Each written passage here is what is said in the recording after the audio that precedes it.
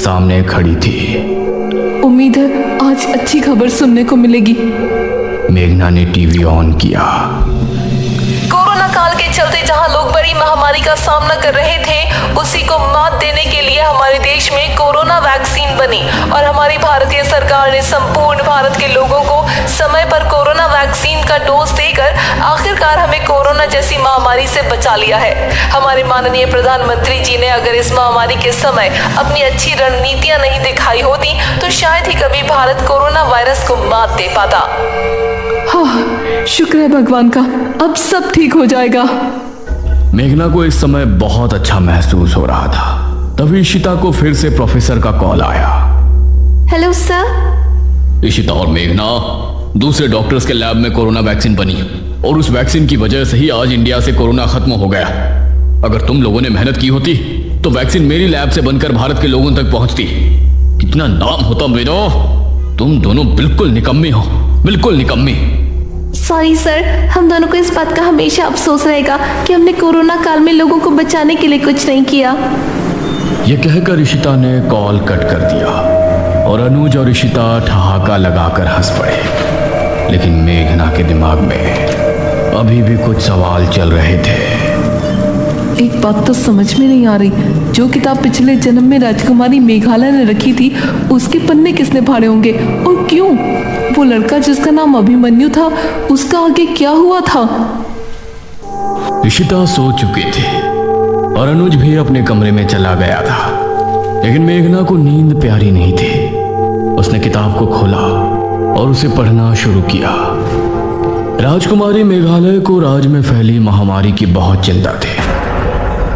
उसी महामारी को दूर करने के लिए वो महर्षि नीलकंठ जी के आश्रम पहुंचे। मेघालय, भले ही आप राज्य की राजकुमारी हैं, लेकिन यहाँ आप एक महासिद्धि हासिल करने आई हैं। तो इस समय आप सिर्फ मेरी एक शिष्य हैं। गुरुदेव, हम भी यही चाहते हैं कि आप हमें भी अपने एक शिष्य के रूप में ही देखें और हमारी पहचान को यहाँ गुप्त रखा जाए। तभी एक लड़का वहां पर आया।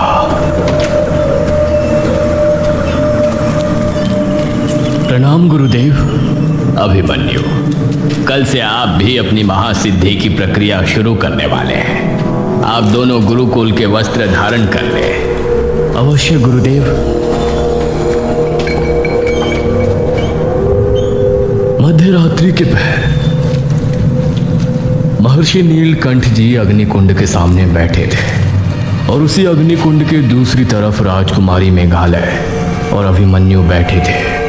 आप दोनों एक महान सिद्धि हासिल करने जा रहे हैं। उसे शुरू करने से पहले आप दोनों की सहन शक्ति की एक परीक्षा होगी। इस भीषण सर्द ऋतु में आप दोनों को तालाब के ठंडे पानी में पूरी रात खड़े रहकर अपने मन में सिद्धि मंत्र का जाप करना है और सुबह सूर्योदय के पश्चात ही आप दोनों तालाब से बाहर आएंगे। मैं सूर्योदय से पहले यहाँ पहुँच जाऊंगा और आप दोनों को तालाब से निकालने की आज्ञा दूंगा।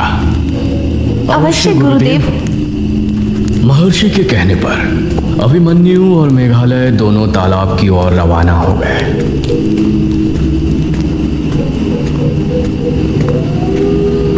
और वहां पहुंचकर दोनों पानी में उतर गए। तालाब के पानी में पैर रखते ही मेघालय का जिस्म सिहर उठा। पानी इस समय बर्फ सा ठंडा लग रहा था।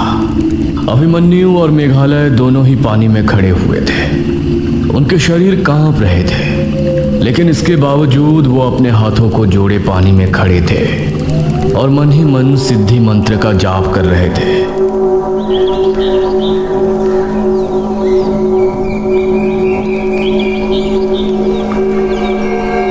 सुबह होने तक दोनों का शरीर सुन्न पड़ गया था। जब सूरज की किरण इनकी आंखों पर पड़ी तो इन्होंने आंखें खोली। अरे, ये महर्षि जी तो अभी तक नहीं आए। उन्होंने कहा था कि उनके आने पर ही हम लोग तालाब से बाहर जाएंगे। लेकिन उन्होंने ये भी तो कहा था कि सूर्योदय से पहले वो यहाँ आ जाएंगे। मुझसे तो अब और पानी में नहीं रुका जाएगा। ये कहकर अभिमन्यु तालाब से बाहर निकल आया, लेकिन मेघालय अभी भी पानी में खड़ी थी। अभिमन्यु की नज़र मेघालय के भीगे जिस्म पर पड़ी तो उसका मन विचलित हो रहा था। नहीं, मुझे बहकना नहीं है, मुझे मेरी सिद्धि हासिल करनी है। तभी वहां पर महर्षि नीलकंठ जी भी आ पहुंचे। प्रणाम गुरुदेव। प्रणाम गुरुदेव। तुमको बाहर आने के लिए किसने कहा अभिमन्यु? गुरुदेव, आपने कहा था सुबह होने पर सूरज निकलने के बाद ही हमें तालाब से बाहर आना है, और आप समय पर नहीं आ पाए तो हम सूर्योदय होने पर खुद ही बाहर आ गए। शायद आपको याद नहीं है अभिमन्यु, हमने कहा था कि ये पहले पड़ाव में आप दोनों की सहन शक्ति की परीक्षा होगी, और हमारे देर से आने का उद्देश्य ये देखना था कि आप दोनों में सहन शक्ति की क्षमता कितनी है उसको जांचा जाए। आपको हमारे आने तक की प्रतीक्षा नहीं हुई और आप बाहर आ गए, लेकिन मेघालय ने सहन शक्ति से हमारी आने की प्रतीक्षा की। इसका मतलब इस पड़ाव में मेघालय ही सफल हुई, आप इसमें विफल हो गए। मेघालय का शरीर कांप रहा था, लेकिन वो चुपचाप महर्षि की बात को सुन रही थी। मेघालय, आप तालाब से अब बाहर आ सकती हैं। मेघालय तालाब के पानी से बाहर आई, लेकिन अभिमन्यु अब मन ही मन मेघालय पर क्रोधित हो रहा था। अगर ये भी तालाब से बाहर आ जाती तो महर्षि मुझ पे क्रोधित नहीं होते। मेघना ने अब तक 15 पन्ने पढ़ लिए थे। उसने अगला पन्ना और पलटा। अरे, ये 15वें पन्ने के बाद के पन्ने फटे हुए क्यों हैं? इसे तो मैंने अपने हाथों से यहाँ रखा था। अब मेघना ने देखा कि 15वें पन्ने के बाद किताब में सीधा 222वां पन्ना था। अजीब बात है, 222वां पेज आ गया। उसने आगे पढ़ना शुरू किया। मेघालय एक पहाड़ी पर अग्नि घेरे में बैठी हुई थी। उसका बदन तप रहा था और उसके समीप दूर दूर तक कोई नहीं था। तभी उसे एक दिव्य रोशनी नजर आई। मेघालय, तुम्हारी भक्ति और सिद्धि पाने की अभिलाषा से हम बहुत प्रसन्न हैं। बताओ, क्या चाहती हैं आप? प्रणाम मृत्युंजय देव, हम आपसे अपने लिए कुछ नहीं चाहते, बस इतना चाहते हैं कि हमें एक ऐसी मृत्युंजय सिद्धि दी जाए जिससे हम अपने राज्य के लोगों को हर बीमारी से, हर बड़ी महामारी से बचा सकें, जिसकी वजह से किसी के भी समय से पूर्व अकाल मृत्यु ना हो, हमारे राज्य में शांति और अमन कायम हो। तथास्तु। इतना कहते ही एक रोशनी प्रज्वलित होकर मेघालय के ठीक सामने आकर गिरी, जिसने एक बीज का रूप ले लिया। इस बीज को ले जाकर अपने हाथों से भूमि में बो दो मेघालय। 7 दिनों के भीतर ही इस बीज से एक ऐसा पेड़ उगेगा जिससे हर एकादशी और पूर्णमासी की रात मृत्युंजय अमृत टपकेगा। उस अमृत को पीते ही मानव की हर एक बीमारी दूर हो जाएगी, लेकिन इसका इस्तेमाल केवल रोगियों द्वारा ही किया जाएगा। मृत्युंजय अमृत को बिना बजाय अपने पास रखने से कोई लाभ नहीं होगा। यह धुंधा बनकर हवा में गायब हो जाएगा। इसका इस्तेमाल केवल और केवल रोगियों को ठीक करने के लिए ही किया जाएगा। आपका बहुत बहुत धन्यवाद मृत्युंजय देव। लेकिन एक बात ध्यान से सुन लो मेघालय, एक दिन ऐसा आएगा जब रोगियों की संख्या बहुत ज्यादा होगी, और उस समय मृत्युंजय अमृत पास होने के बाद भी तुम खुद को लाचार महसूस करोगे। लेकिन ऐसा समय भला क्यों आएगा देव, और कब आएगा? अभी नहीं, सदियों के बाद आएगा। तो उस समय हम कैसे जीवित होंगे? जब वो होगा तो तुम्हारे सामने ही होगा। अब जो मैं बता रहा हूं उसको ध्यान से सुनो। उस समय जब महामारी फैली होगी और तुम खुद को बेबस समझोगी, तब तुमको एक महाविधि करनी होगी। इतना पढ़ने के बाद मेघना ने अगला पन्ना खोला और उस पर लिखी विधि को ध्यान पूर्वक पढ़ने लगी। वक्त तेजी से आगे बढ़ रहा था और मेघना के माथे की सलवटें बढ़ती जा रही थी। उसे पढ़ते पढ़ते कब सुबह हो गई उसको पता नहीं चला। सुबह 8 बजे का अलार्म बजा। अरे, ये सुबह क्यों होती है यार? और इशिता ने उठकर मोबाइल साइलेंट किया। अरे, तू कब जागी? तू इस किताब को लिए बैठी है? मैं सोई ही कब थी यार। सुन, मैंने इसमें सब पढ़ लिया है। क्या पढ़ा? क्या लिखा है इसमें? उस दमयंती की चाल अब नाकाम करने का वक्त आ गया है। मेघना ने जल्दी ही अनुज से कहकर तांत्रिक महाराज को भी वहां बुलवा लिया और अब सभी मेघना की बात को गौर से सुन रहे थे। आज पूर्णमासी की रात है। मैं आज मृत्युंजय अमृत के पेड़ के पास बैठकर एक महाविधि शुरू करूंगी। उसे करते समय मृत्युंजय अमृत के इर्द गिर्द आग जली होगी। अग्नि घेरे में बैठकर ही मैं उस विधि का महामंत्र जपना शुरू करूंगी। अगर मुझे बीच में किसी ने रोक दिया तो वो महाविधि अधूरी रह जाएगी। वो दमयंती मुझे रोकने की कोशिश जरूर करेगी। अब सभी को उस समय अग्नि घेरे के करीब आने से उस दमयंती को रोकना होगा, क्योंकि अगर वो इसके करीब आ गई तो मेरी विधि को भंग करने में वो कामयाब हो जाएगी। फिक्र मत करो बेटी, तुम्हारे अग्नि घेरे के करीब हम उसे नहीं आने देंगे। उसी समय इशिता का मोबाइल बजा। अरे ये तो प्रोफेसर जयदेव की कॉल है। इशिता ने कॉल उठाया। Hello professor. इशिता, मेघना, कहाँ हो तुम दोनों? सर, वो हम दोनों असल में शहर से बाहर हैं। तुम लोगों से उस छोटी सी बीमारी का एंटीडोट नहीं बना और अब ये कोरोना भी बीमारी आ गई। इसकी वैक्सीन तैयार करने का काम शुरू हो गया है। मैं चाहता हूं कि तुम दोनों भी कोरोना से बचने की वैक्सीन बनाने का काम शुरू कर दो। कहीं पर तो मेरी लैब की इज्जत रखो तुम दोनों। तुमको तो लोगों की कोई परवाह ही नहीं है। सर, वो एक्चुअली अभी मैं नहीं आ सकती। मेघना की तबीयत ठीक नहीं है। क्या हुआ उसको? सर, शायद उसको भी कोरोना हो गया है। मैं उसके पास हूँ। इतना कहकर इशिता ने झट से कॉल कट कर दिया। तांत्रिक महाराज, आप विधि सामग्री का इंतजाम करवा दीजिए। ठीक है बेटी, तुम बताओ, मैं सारा इंतजाम करवा देता हूं।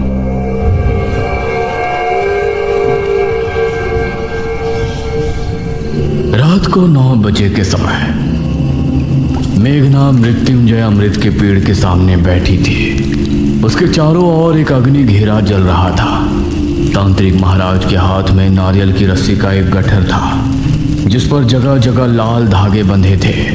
हमें इस अभिमंत्रित रस्सी से एक सुरक्षा चक्र बनाना होगा। दमयंती यहाँ आ गई तो इस रस्सी को पार नहीं कर पाएगी। हम चारों उसके चारों कोनों पर खड़े रहेंगे। ठीक है तांत्रिक महाराज। इन चारों ने मिलकर मृत्युंजय अमृत के आसपास के पेड़ों पर उस रस्सी के चौकोर आकार में एक घेरा बना दिया, जिसके एक कोने पर अनुज, दूसरे पर ठाकुर, तीसरे पर तांत्रिक महाराज और चौथे पर गांव का एक आदमी मोहन खड़ा था। 400 साल पहले आप ही की वजह से मैंने उस महामारी से अपने राज्य को मुक्ति दिलाई थी। आज 400 साल बाद मेरा पूरा देश एक बड़ी महामारी से जूझ रहा है। आज आपको अपनी असली शक्ति दिखानी होगी।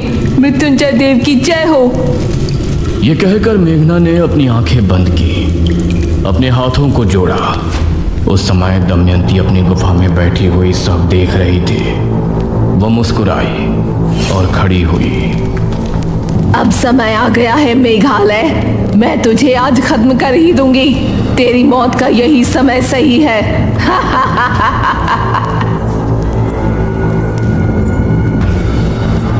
दमयंती उसी समय गुफा से निकली।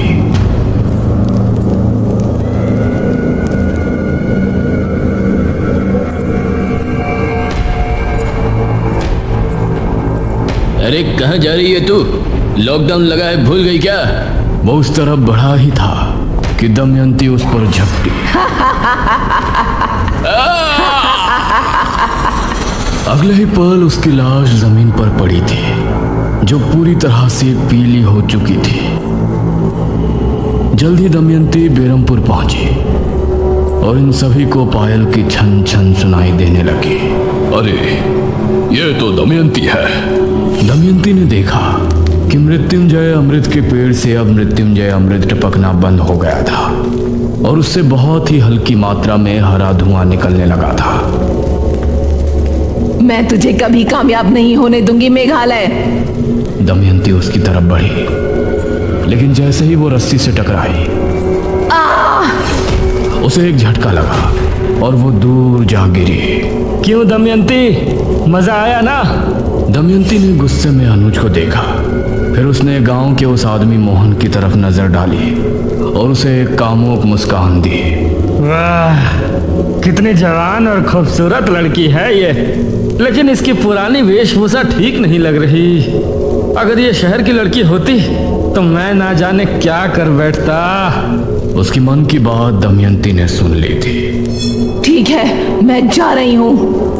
यह कहकर दमयंती वहां से भाग निकली। कमाल है, ये कहाँ चली गई? अब पेड़ से वो हरा धुआं काफी मात्रा में निकलने लगा था और वो आकाश में जाकर फैल रहा था। दमयंती कुछ दूरी पर जाकर रुक गई। अनुज बेटा! अनुज भागकर दमयंती पर झपटा और उसने उसका पैर पकड़ लिया। दमयंती तभी जमीन पर गिर गई। छोड़ मुझे, छोड़! दमयंती ने अपने जादू से अनुज को दूर फेंक दिया और खुद को छुड़ाकर खड़ी हुई। अनुज बेटा, रस्सी उठाओ! अनुज ने जल्दी से रस्सी उठाई। मेघना अभी भी आंखें बंद किए मंत्र पढ़ रही थी। दमयंती मेघना के करीब पहुंचने ही वाली थी कि तभी अनुज ने तांत्रिक महाराज और अनुज ने मिलकर दमयंती को काबू में कर लिया। रस्सी के संपर्क में आने के बाद दमयंती का जादू अब काम नहीं कर रहा था। वो उस पेड़ को देख रही थी जिससे अब भारी मात्रा में हरा धुआं निकल रहा था। मृत्युंजय देव की जय हो! मृत्युंजय देव की जय हो! मृत्युंजय देव की जय हो! इतना कहते ही पूरा पेड़ धुएं से घिर गया। ये धुआं बहुत ज्यादा गहरा था। चारों तरफ हरा बादल छा गया। इन लोगों को एक दूसरे की शक्ल तक नजर नहीं आ रही थी। दमयंती की चीख भी उसी धुएं में कहीं घूम रही थी। मेघालय, मैं तुझे कामयाब नहीं होने दूंगी। अब मेघना ने अपनी आंखें खोल ली थी और धुएं को फैलता देखकर वो भी थोड़ी हैरान थी। अब पूरे आसमान में हरा धुआं फैलने लगा। ये धुआं इतनी तेजी से फैल रहा था कि दूर दूर देखने पर भी यही नजर आ रहा था। कुछ देर बाद धुआं छटकर पूरी तरह आसमान में फैल गया था। अनुज तांत्रिक महाराज और मुखिया उसको देख रहे थे। अब अग्नि घेरा भी बुझ गया था और मेघना भी ये देखकर उससे बाहर निकल आई। ये क्या है? मृत्युंजय अमृत अब धुआं बनकर फैल रहा है। ये अब हवा में घुलकर हवा को पूरी तरह से शुद्ध कर देगा। नहीं छोड़ूंगी तुझे मेघालय। वो इनकी तरफ बढ़ ही रही थी कि तभी